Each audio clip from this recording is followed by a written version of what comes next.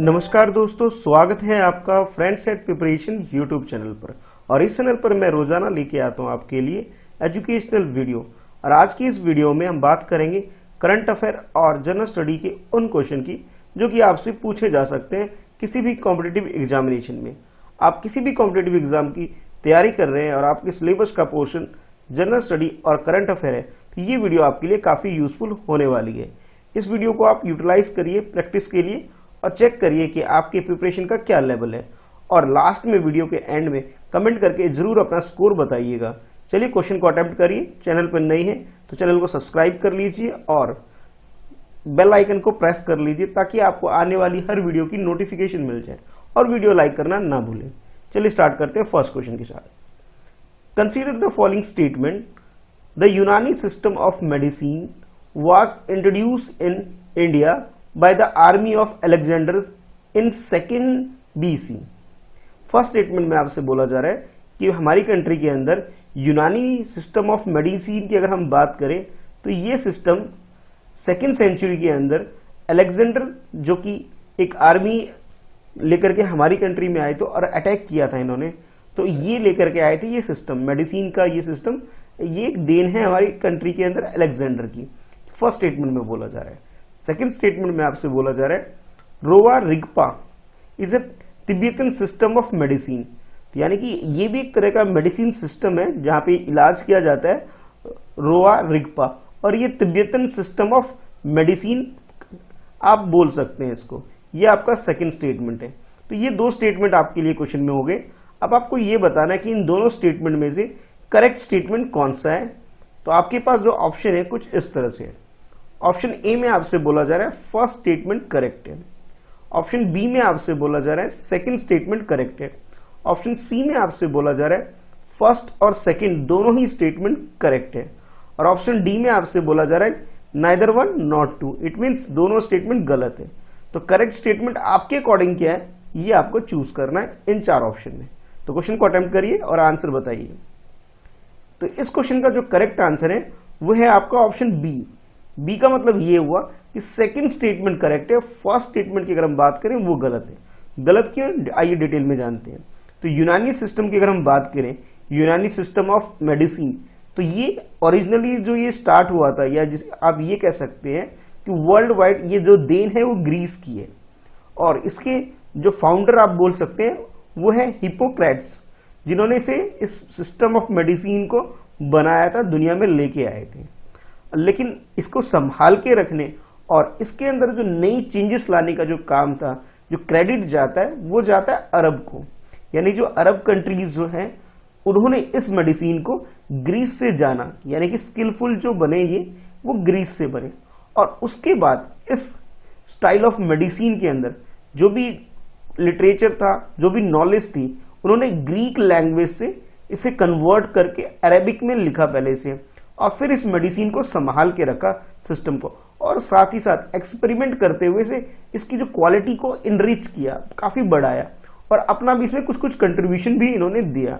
और फिर बाद में हमारी कंट्री यानी इंडिया के अंदर जो क्रेडिट जाता है इस सिस्टम ऑफ मेडिसिन को लाने का, यूनानी सिस्टम ऑफ मेडिसिन की हम बात करें तो इसे अरब और जो पारस के जो लोग थे, यानी कि आप ये बोल सकते हो अरेबियन और पार्शियन जो थे वो हमारी कंट्री में ये सिस्टम ऑफ मेडिसिन लेके आए थे। यानी कि जो फर्स्ट स्टेटमेंट हमारा वो गलत हो गया, अलेक्जेंडर से इसका कोई लेना देना नहीं है। और सेकंड स्टेटमेंट की बात करें तो रोआ रिगपा अगर हम बात करें, ये जो स्टेटमेंट है ये एक तिब्बतन सिस्टम ऑफ मेडिसिन है जो आपसे सेकंड स्टेटमेंट में बोला गया था। ये स्टेटमेंट बिल्कुल करेक्ट है। जिस तरह से हमारी कंट्री में आयुर्वेदा का जैसे हमें जनक बोला जाता है, ठीक है, उसी तरह से रोआ रिगपा की बात करें तो ये भी काफी सिमिलर है आयुर्वेदा से। जैसे हमारी आयुर्वेदा में जो सिस्टम है कि हम 5 तत्वों को मानते हैं जिससे हमारा निर्माण हुआ है, यानी कि पृथ्वी, जल, अग्नि, वायु, आकाश। Similar same kind of concept जो है रोआ रिगपा में है। और ये जो सिस्टम फॉलो किया जाता है ये हमारी कंट्री के अंदर, नेपाल के अंदर, भूटान के अंदर, मंगोलिया और रशिया, ये कुछ कंट्री है जो रोआ Rigpa style of medicine follow करती है, जो कि एक तिब्बतन सिस्टम ऑफ मेडिसिन है। यानी कि आप ये बोल सकते हो कि तिब्बत से ये ओरिजिनेट हुआ था और उसके बाद ये बाकी कंट्री में फैला है। तो करेक्ट आंसर आपका ऑप्शन बी हो गया, यानी कि सेकंड स्टेटमेंट वो करेक्ट हो गया। नेक्स्ट स्टेटमेंट में आपसे क्वेश्चन में आपसे पूछा जा रहा है with reference to electromagnetic interference consider the following statement.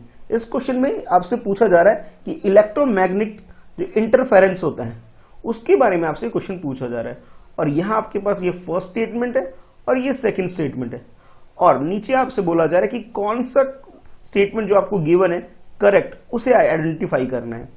तो अकॉर्डिंग टू फर्स्ट स्टेटमेंट अगर हम बात करें इलेक्ट्रोमैग्नेटिक इंटरफेरेंस की, तो इसके बारे में बोला जा रहा है it comprise the performance of electric equipment by obstructing and degrading data. किसी भी डाटा को ऑब्स्ट्रैक्ट करके या डिग्रेड करके जो चीज बनती है, इलेक्ट्रिक इक्विपमेंट जो बनता है, उसे आप बोल सकते हो इलेक्ट्रोमैग्नेटिक इंटरफेरेंस।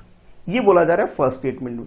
सेकंड स्टेटमेंट के according it can be attributed to radio and microwave frequency, यानी कि ये एट्रीब्यूट करती है रेडियो और माइक्रोवेव की जो फ्रीक्वेंसी है उसको इन द इलेक्ट्रोमैग्नेटिक स्पेक्ट्रम, यानी इलेक्ट्रोमैग्नेटिक स्पेक्ट्रम जो होता है उसके अंदर रेडियो और माइक्रोवेव की जो फ्रीक्वेंसी होती है इसे वो एट्रीब्यूट करती है इलेक्ट्रोमैग्नेटिक इंटरफेरेंस। ये आपसे सेकंड स्टेटमेंट में बोला जा रहा है। तो ये दो स्टेटमेंट हो गए, आपको बताना है करेक्ट स्टेटमेंट क्या है। According to option A first statement is correct. अगर हम बात करें सेकंड स्टेटमेंट की तो वो आपसे बोला जा रहा है बी ऑप्शन में करेक्ट है। अगर हम दोनों स्टेटमेंट को करेक्ट बताया जा रहा है ऑप्शन सी के अंदर, और ऑप्शन डी में आपसे बोला जा रहा है ये दोनों ही स्टेटमेंट गलत है, तो आपके अकॉर्डिंग करेक्ट आंसर क्या है ये बताइए। तो इस क्वेश्चन का अगर करेक्ट आंसर की बात करें तो वो है आपका ऑप्शन सी, यानी कि ये दोनों ही स्टेटमेंट बिल्कुल करेक्ट है। इलेक्ट्रोमैग्नेटिक इंटरफेरेंस की अगर हम बात करें तो जैसे सबसे पहले जो इसके इमिशन की बात करें तो ये एक किसकी वजह से जो होता है वो यही है कि जब हम किसी भी इलेक्ट्रॉनिक जो प्रोडक्ट है या कोई सामान है, इक्विपमेंट है, उसके अंदर जब डिस्ट्रीब्यूशन होता है, इलेक्ट्रॉनिक का किसी डिस्ट्रीब्यूशन होता है डिफरेंट पीसेस में, ठीक है। तो यानी कि जो फर्स्ट स्टेटमेंट आपको जो बोला गया था कि इलेक्ट्रोमैग्नेटिक इमिशन जो होता है वो उसे क्या करता है दूसरे प्रोडक्ट को अनदर पीस में उसे डिवाइड कर देता है, यानी कि फर्स्ट स्टेटमेंट हमारा करेक्ट हो गया।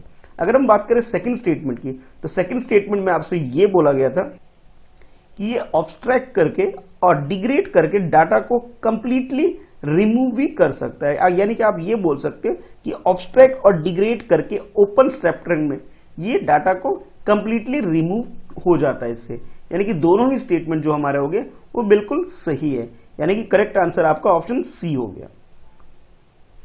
नेक्स्ट क्वेश्चन में आपसे पूछा जा रहा है consider the following statement regarding national disaster management plan, short में बोला जा रहा है NDMP।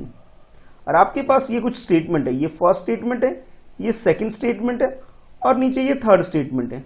According to first statement it provide the framework and direction to the government agency for phase of disaster management cycle, यानी कि ये जो disaster management जो प्लान है आपके लिए नेशनल डिजास्टर मैनेजमेंट प्लान, इसके बारे में बोला जा रहा है कि ये जो गवर्नमेंट होता है उसको एक डायरेक्शन प्रोवाइड करती है गवर्नमेंट को, और गवर्नमेंट की जो एजेंसीज होती है कि किस तरह से आप डिजास्टर जैसी चीजों को किस तरह से मैनेज कर सकें जब इस तरह का फेज हमारे सामने आता है।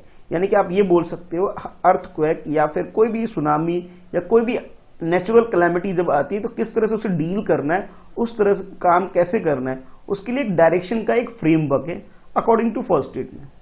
सेकंड स्टेटमेंट में बोला जा रहा है the aim of plan is to be disastrously lessen the damage caused during and in the aftermath natural disaster, यानी कि नेचुरल डिजास्टर की बात करें यानी कि जो जितनी भी नेचुरल कैलेमिटीज होती है तो उसके टाइम पे कोई कॉज होने वाली क्या प्रॉब्लम हो सकती है, सिर्फ उसी को फोकस किया जाता है ये नेशनल डिजास्टर मैनेजमेंट प्लान के अंदर। ये बोला जा रहा है सेकंड स्टेटमेंट के अंदर। अगर हम बात करें थर्ड स्टेटमेंट तो इसमें बोला जा रहा है through this plan India has aligned strategy with the Sendai framework for disaster risk management 2015 to 2030। 2015 से लेकर के 2030 तक के लिए इंडिया ने एक प्लान के लिए साइन किया हुआ, एक स्ट्रेटजी बनाई हुई इंडिया ने, हमारी कंट्री ने जो साइन की थी उन्होंने एक सेंडाई फ्रेमवर्क को, उसको फॉलो करते हुए। तो ये तीन स्टेटमेंट आपके लिए हो गए। अब आपको ये बताना है जो गिवन स्टेटमेंट है करेक्ट स्टेटमेंट कौन सा है इसमें। तो फर्स्ट ऑप्शन ए में आपसे बोला जा रहा है कि फर्स्ट ए और सेकंड फर्स्ट और सेकंड ये करेक्ट है according to option A. Option B के अकॉर्डिंग फर्स्ट और थर्ड स्टेटमेंट करेक्ट है। ऑप्शन सी के according second and third statement है वो करेक्ट है। ऑप्शन डी में तीनों ही स्टेटमेंट बिल्कुल करेक्ट है। तो करेक्ट स्टेटमेंट क्या है, चलिए आंसर बताइए। तो इस क्वेश्चन का जो करेक्ट आंसर है वो है आपका ऑप्शन बी। बी का मतलब ये हुआ कि फर्स्ट और जो थर्ड स्टेटमेंट वो करेक्ट है, सेकंड स्टेटमेंट जो है वो गलत है। क्यों है पहले वो जानते हैं गलत क्यों है। तो इसमें ये बोला गया था आपको सिर्फ ये नेचुरल कैलामिटीज होगी उसी को डील करेगा, नहीं। अगर हम बात करें national disaster management plan, short में एनडीएमपी भी आप बोल सकते हैं, ये ऑल फेज किसी भी तरह का डिजास्टर, चाहे ह्यूमन मेड हो या नेचुरल हो, किसी भी तरह का डिजास्टर हो, उसको डील करने के लिए एक फ्रेमवर्क है और ये डायरेक्शन प्रोवाइड करता है गवर्नमेंट एजेंसीज को, यानी कि हर तरह की प्रॉब्लम को डील करने के लिए, ठीक है, चाहे वो नेचुरल हो या फिर ह्यूमन मेड हो, किसी भी तरह की का हो। यानी कि सेकंड स्टेटमेंट इस वजह से गलत हो गया। फर्स्ट स्टेटमेंट आपका बिल्कुल सही है, जो कि फ्रेमवर्क है गवर्नमेंट एजेंसीज के लिए। अच्छा, अब बात करें थर्ड स्टेटमेंट की। तो थर्ड स्टेटमेंट में आपसे ये बोला गया था कि हमारी कंट्री ने सेंडई फ्रेमवर्क को, जो कि डिजास्टर रिस्क रिडक्शन से रिलेटेड है, यानी कि जिस तरह के डिजास्टर होते हैं इसको कम से कम किया जा सके, इसके लिए स्ट्रेटेजी बनाने के लिए हमारी कंट्री ने 2016 में इसे नेशनल डिजास्टर मैनेजमेंट प्लान को लेके आई, जो कि 2015 to 30 इस प्लान का पार्ट है। यानी कि थर्ड स्टेटमेंट जो है हमारा बिल्कुल करेक्ट हो गया। और इस प्लान को सबसे पहले 2016 में लाया गया था, बाद में इसे 18 में और फिर 19 में, इसमें 16 में भी थोड़ा बहुत इसमें अपडेट किया गया था। इनिशियली इसे 2016 में लेके आया गया था इस प्लान को, एनडीएमपी को, फिर बाद में इसमें कुछ मॉडिफिकेशन करके इसके बेटरमेंट के लिए कुछ चेंजेस भी किया गया था। तो करेक्ट आंसर हमारा ऑप्शन बी हो गया। फर्स्ट और थर्ड स्टेटमेंट बिल्कुल करेक्ट है। नेक्स्ट क्वेश्चन आपके लिए, consider the following statement with reference to Swadeshi micro processor challenge. ये एक चैलेंज है, इसके बारे में आपसे क्वेश्चन पूछा जा रहा है। ये फर्स्ट स्टेटमेंट है, ये सेकंड स्टेटमेंट है, आपको बताना है कि भी करेक्ट स्टेटमेंट कौन सा है। तो चलिए वन बाय वन दोनों स्टेटमेंट देख लेते हैं। According to first statement, the challenge seeks to invite innovator and startups to make indigenous micro processors.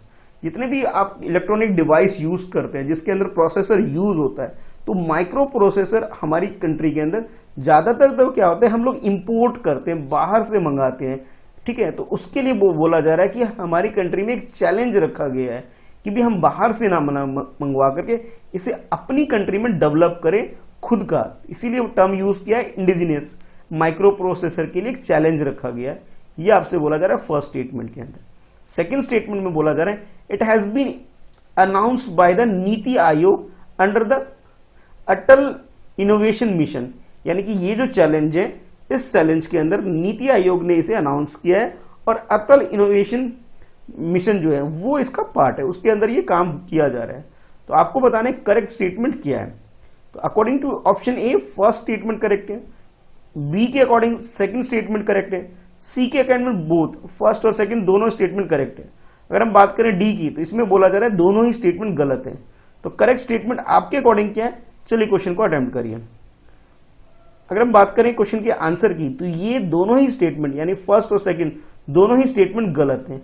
अब गलत क्यों, ये जान लेते हैं। तो सबसे पहले ये जो चैलेंज रखा गया है कि माइक्रो प्रोसेसर खुद का डेवलप करना हमारी कंट्री के अंदर, ये चैलेंज जो रखा गया है ये हमारी कंट्री में रिसेंटली आत्मनिर्भर भारत जो एक चैलेंज लाया गया है, कॉन्सेप्ट लाया गया है, ताकि हमें बाहर से कुछ इंपोर्ट ना करना पड़े। तो उस प्लान के तहत इस चैलेंज को दिया गया है। यानी कि आप ये बोल सकते हैं स्वदेशी माइक्रो प्रोसेसर जो चैलेंज है ये आत्मनिर्भर भारत का एक पार्ट है, ठीक है। और इसके अंदर क्या है, जितने भी स्टार्टअप से इनोवेटर से उनको इनवाइट किया गया, चैलेंज दिया गया है। और इसी बीच आईआईटी मद्रास और CDAC यानी कि आप इसे बोल सकते हो full form centre for development of advance computing, इन्होंने ये चैलेंज को एक्सेप्ट किया और इस तरह का प्रोसेसर डेवलप भी किया है, ठीक है। ये यानी कि आप ये बोल सकते हो फर्स्ट स्टेटमेंट आपका गलत हो गया। सेकंड स्टेटमेंट की अगर हम बात करें, तो इसे नीति आयोग ने इसे इनिशिएटिव को नहीं लिया, इस प्रोग्राम को अनाउंस नहीं किया, बल्कि ministry of electronic and information technology इन्होंने इस प्रोग्राम को अनाउंस किया है, जिसका नाम है स्वदेशी माइक्रो प्रोसेसर चैलेंज, ठीक है, जो कि हमारी कंट्री में एक इकोसिस्टम हो जाए, स्टार्टअप के लिए एक अच्छा इन्वायरमेंट क्रिएट हो जाए, लोग यहाँ इनोवेशन से रिलेटेड रिसर्च डेवलपमेंट का काम करने लग जाए। कहने का मतलब है हमारी कंट्री में रिसर्च एंड डेवलपमेंट R&D से रिलेटेड जो प्रोसेस है ये स्टार्ट हो जाए हमारी कंट्री में, इस मोटिव को रख करके इस चीज का अनाउंसमेंट किया गया था। यानी कि दोनों ही स्टेटमेंट गलत हो गए, यानी ऑप्शन डी आपका आंसर हो गया। नेक्स्ट क्वेश्चन में आपसे पूछा जा रहा है with reference to digital quality of life, यानी कि DQL इंडेक्स के बारे में consider the following statement. DQL यानी कि डिजिटल क्वालिटी ऑफ लाइफ के बारे में आपसे क्वेश्चन पूछा जा रहा है, और यहां आपके पास की कुछ स्टेटमेंट दे दी। ये फर्स्ट स्टेटमेंट है, उसके बाद ये सेकंड स्टेटमेंट है और थर्ड स्टेटमेंट है। आपको अगेन चूज करना है करेक्ट स्टेटमेंट क्या है। First statement, the index is release by Surfshark. Second statement में आपसे बोला जा रहा है electronic security is one of the parameter of the index, यानी कि इस इंडेक्स को जो तैयार किया जाता है डिजिटल क्वालिटी ऑफ लाइफ, यानी कि DQL इंडेक्स को जो तैयार किया गया है 2020 का, इसके अंदर एक पैरामीटर क्या है, वो है इलेक्ट्रॉनिक सिक्योरिटी, यानी कि जो भी आप ऑनलाइन ट्रांजैक्शन करते हैं या फिर कोई भी आपका किसी भी ई प्लेटफॉर्म पे डाटा है उसकी सेफ्टी, उसे सेफ रखना एक पैरामीटर है इस इंडेक्स का। थर्ड स्टेटमेंट में बोला जा रहा है India rank among the highest world, हमारी कंट्री वर्ल्ड वाइड इस रैंक में हाईएस्ट प्लेस पे है in terms of internet quality. Internet quality की बात करें तो हमारी कंट्री के अंदर ये स्पीड ज्यादा है और इसकी वजह से हमारी कंट्री हाईएस्ट रैंक पे थर्ड स्टेटमेंट में बोला जा रहा है। अब 3 स्टेटमेंट है आपके पास, करेक्ट स्टेटमेंट आपके अकॉर्डिंग क्या है, चलिए क्वेश्चन को अटेम्प्ट करिए। तो फर्स्ट ऑप्शन ए में आपसे बोला जा रहा है फर्स्ट और सेकंड स्टेटमेंट करेक्ट है। ऑप्शन बी में आपसे बोला जा रहा है ओनली सेकंड स्टेटमेंट करेक्ट है, और ऑप्शन सी में आपसे बोला जा रहा है second and third statement correct है। ऑप्शन डी में आपसे बोला जा रहा है ऑल 3 स्टेटमेंट करेक्ट है। तो आपके अकॉर्डिंग करेक्ट आंसर क्या है, चलिए क्वेश्चन का आंसर बताइए। तो इस क्वेश्चन का जो करेक्ट आंसर है वो है आपका ऑप्शन ए, यानी कि फर्स्ट और सेकंड स्टेटमेंट बिल्कुल करेक्ट है।